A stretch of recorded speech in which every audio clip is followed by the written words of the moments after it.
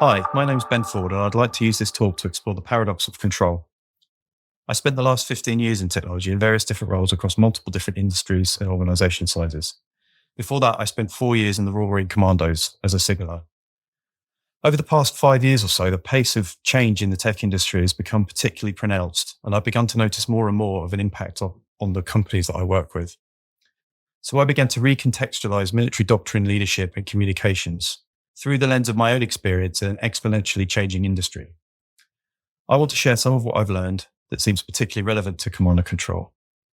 The two main ideas that I want to focus on for this talk are the work of Colonel John Boyd, particularly his OODA loop concept, and the process of evolution. But first, I want to tell a story.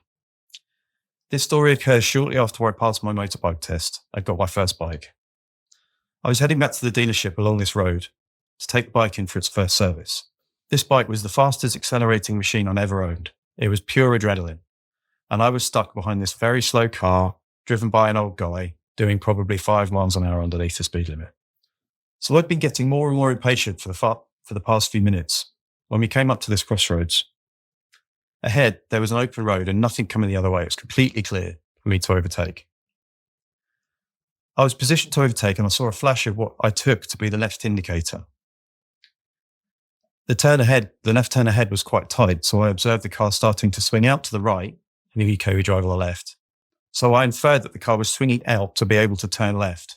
So I nailed the throttle and I began my overtake. Except the car wasn't turning left. It continued to drift and to turn right. Through a combination of poor road positioning on the driver's part, my bad observation of the direction of indication, and my desire to be blasting down the open road, I'd managed to convince myself that something was happening that didn't really match reality. I managed to swerve around the car and I just got away with it with no damage, but a massive shot of adrenaline. What I had just experienced was a breakdown of my command and control system. I got inside my own OODA loop. So let's have a quick look at the work of Colonel John Boyd. Boyd is most well known for his work on the OODA loop. Observe, orient, decide, and act. But OODA was the culmination of probably 30 or 40 years of research and work across multiple disciplines and areas of study. He tackled everything from energy differentials in fighter combat to ground strategy. The OODA loop was something that he came up with towards the end of his life to summarize the concepts and the theories that he'd been studying for decades. For the purposes of this talk, I'm going to focus mostly on the OODA loop, but I'd want to draw attention to two other very important pieces of work, which are organic design for command and control and his concept for leadership, IO high. This is the only diagram that Boyd drew. So anything that looks like a circle with 4 steps on it is an oversimplification. I want to draw your attention to the 3 most important parts of OODA. These are the feed forward and feedback mechanisms and the implicit guidance and control lines. The feed forward mechanism is the means by which information from the outside world combines with our existing orientation to drive decisions and actions. The decisions and actions then generate their own observations as their effects play out in the environment. This is what the simplified version of OODA that's widely known talks about. But the implicit guidance and control is where it gets really interesting. Our orientation can shape what we observe. Basically, we're more attuned to see what we expect to see. Familiarity with the domain or training creates implicit guidance and control in the forward direction. It means when we're operating in a familiar set space, we can sometimes skip the decision step altogether and go straight to action. I've been privileged enough to be part of some fascinating and very deep explorations of OODA. These 5 hours or so of conversational exploration are available on YouTube and led me to reworking Boyd's diagram, blending in some other theories like Carl Friston's free energy principle. In this diagram, we start from action. Now, whenever we take an action, we have an expectation of how that's going to turn out. So we say that action sets an expectation, which is a shift in our model of the world, our orientation. That expectation then shapes our observation as part of implicit guidance and control. So when we take an action expecting something to happen, we're more likely to see what we see, more likely to see what we want to see. Much like what happened to me on my bike. When the world actually does change due to our action, there'll be some mismatch between what we expect and what we actually observe. Sometimes that mismatch will be small. If you're operating in an area you know very well, you've got a high degree of skill, outcomes and actions are likely to match up fairly well with expectation. Sometimes the mismatch will be very big when something unexpected happens or you're not in a familiar domain. Friston's free energy theory says essentially that an organism is driven to minimize surprise. So one of two things can happen when you have a mismatch. We can either change our internal model, or we can take an action to try and move the outside world into alignment with what we expected to see. So another way to look at that, the observations that we make over here on the right are only ever reflections of the actions that have been taken by all entities that are operating in our environment. What we observe is only the diffraction patterns of the actions from which we try and reverse engineer a model of our environment. It's a bit like using bat echolocation. Our brains and our social systems are inference engines, essentially. We're trying to infer the actions that led to the observations that we observe so that we can build ever better models of our environment. Sometimes that works and sometimes it doesn't. So what Boyd would say is the OODA loop is a phenomenon that's driven by the goal of any biodynamic system to survive on its own terms. And it survives on its own terms by improving its capacity for independent action. The system must do this by making decisions and taking actions to overcome physical obstacles and social competition. The world's always changing. Other entities are always making decisions and taking actions around you. So there's no opting out of this process. And it applies at multiple different scales, from whole societies right down to individual animal in an ecosystem. Really, this is the same mechanism that drives the process of evolution. If we think about it, the entire complexity of the modern world has been driven by evolution. It's a constant process of change towards increasingly complex internal structures driven by environmental pressure. And that's essentially been unbroken since the first single-celled organism became viable billions of years ago. The process is driven by variation, selection, and replication. Difference in organisms are tested for fitness by the environment, and the ones that have greater fitness go on to be replicated more often on average. Fitness in the context of evolution literally means the fit of an organization to the environment. This is also referred to as structural coupling, which I feel is probably a more accurate way to put it. Probably the most insightful book that I've read that pertains to evolution in the context that we're interested in, military systems and command and control, is The Dragons and the Snakes by David Kilcullen, which looks at conflicts of the last few decades through the lens of evolution.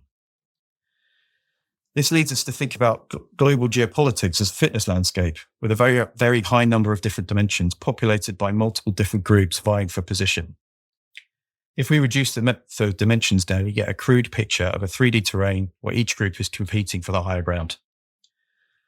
So if we go back to what Boyd said about making decisions and taking actions, our capacity for independent action as a group really depends on how high up the fitness terrain we are. Now, these groups aren't always distinct. They split and combine and learn from each other and replicate their tactics. Larger states, dragons, covertly or overtly work with and support the smaller groups, snakes, exchanging their tactical DNA with each other and becoming more fit over time. And this fitness is driven by a selective pressure of diffuse combat operations that kills off individuals and leaves the ones that survive progressively smarter and smarter. Kilcullen makes a very important point. The dynamics of this selection pressure counterintuitively favors the weaker side across these dimensions of variation, selection, and replication. Weaker sides are often comprised of a larger diversity of combatants, representing a larger pool of potential variation. They're also subject to higher selection pressure because the stronger sides have all the technological advantage, which results in faster adaptation by the weaker side. And the weaker sides are also exposed to combat for longer. They tend to fight on home territory for years at a time, whereas the stronger sides will tend to be larger forces that rotate soldiers on short combat tours to different regions. Now, Boyd was also a dedicated student of the natural sciences, including the Darwinian theory of evolution. The House Armed Services Committee investigation into the First Iraq War resonate very strongly with the views in Kilcullen's book.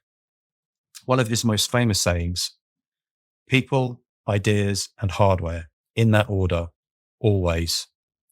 He also said that any hardware that makes our military slow and predictable is obviously unsuitable, and that tactics and strategy need to be based on adapting to and shaping change. I already mentioned the phrase that Kilcullen introduced in The Dragons and the Snakes, which I think is worth elaborating on here. Tactical DNA. This is the mechanism by which what works is propagated and what doesn't is killed off, literally in the case of armed conflict. So Boyd and Kilkine have essentially given this vision of strategic fitness landscape where success is predicated on the ability to shape and be shaped by our changing environment. This is an almost entirely bottom-up emergent process. Boyd drew all of his experience in the study of mission command into an acronym listing desirable characteristics for the bottom-up process to work well in groups. IOHI: insight, orientation, harmony, agility, and initiative. Now, this paints a very unsettling picture for the West, where enormous sums of money are being funneled into a machine that is essentially attempting to work top-down. Despite repeated contraindications of effectiveness over the last century or two, our systems in the West are still organized such that we try and create systems from the top down. Strategy directs the spending of enormous resources on programs of procurement, and our procurement system is one that produces fighters that take decades to develop and cost trillions. And a UK main battle tank replacement that's a decade behind schedule. In the meantime, our smaller adversaries can field an armed drone for a few $100s built from commercial off-the-shelf components that didn't even exist a decade ago, while one of our largest opponents appears to have developed a hypersonic weapon that we have no idea how to match. I believe that exactly the same dynamics will play out in programs of work aimed at multi-domain operations and next-generation command and control systems. There's a dynamic that's very familiar in the tech world. This is the engine of technological progress that's been accelerating over the past couple of decades. Over the course of time, we start in an unfamiliar domain of complexity and not understanding what's happening. By engagement with the environment, organizations draw out some measure of clarity. They create a repeatable capability, and the new capability continues to progress. Things like diagnostics, analytics, best practice, and an emerging understanding of how this capability relates to an existing landscape begins to emerge too. Eventually, we get common interfaces and the capability starts to be used as a basis for new things and composed together with other emergent technology. Over time, as an ecosystem matures, you end up with this co-evolutionary operating system of technology and people working together. This is something that hypergrowth tech startups in particular understand. They are co-evolving with the changing landscape that they actually create. And this is the natural progression of things. You only have to look at examples like the Millennium Challenge wargame, when retired General Paul Van Ripen used the principles I've outlined to decimate a simulated fleet with a simulated loss of 20,000 lives. Rather than learn that lesson, the exercise was reset with a load of new rules imposed aimed at ensuring a preconceived outcome, and Van Ripen quit in disgust. Fast forward 2 decades to last year, and another test of a brittle top-down design command and control system. Chairman of the Joint Chiefs of Staff, General John Hyten, said, without overstating the issue, it failed miserably. He also said that the blue team lost access to its networks almost immediately. People, ideas, hardware, in that order, always. This is not new. I'd like to draw your attention to Gall's law, which states that a complex system that works is invariably found to have evolved from a simple one that worked. This work hails from the mid-70s, around about the same time as Boyd's destruction and creation. If you want complex systems that are brittle and vulnerable, design them up front, build them over programs of work lasting multiple years to a set plan with no contact with the environment. Works every time. So we're building a picture of command and control systems and operations and tactical DNA that has to be built from the bottom up. We learn by being in contact with our environment. That environment creates the orientation that allows us to be successful in that environment. Then, and only then, should we enhance that natural process with technology. One of Boyd's less well-known contributions was organic design for command and control. It's a 40-slide PowerPoint that I highly recommend reading. The really big takeaway is the need to build systems that promote harmony and initiative, which enable us to exploit variety and rapidity.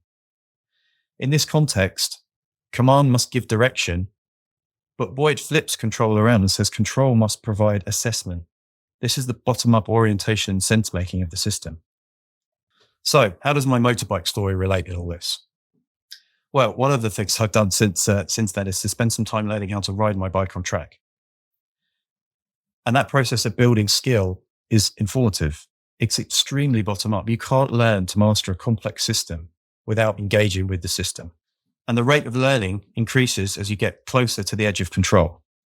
But eventually you learn, you build the connections that make the bike an extension of your body. You feel the grip of the tires like they're an extension of your nervous system. The boundaries between rider and machine blur. And it's not the machine that learns. It's the person who directs the machine and makes it a part of themselves. So we come back to the paradox of control. Having control and being in command are functions of your capacity for independent action. Capacity for independent action is maximized by surrendering control and allowing the environment to teach you. Thank you.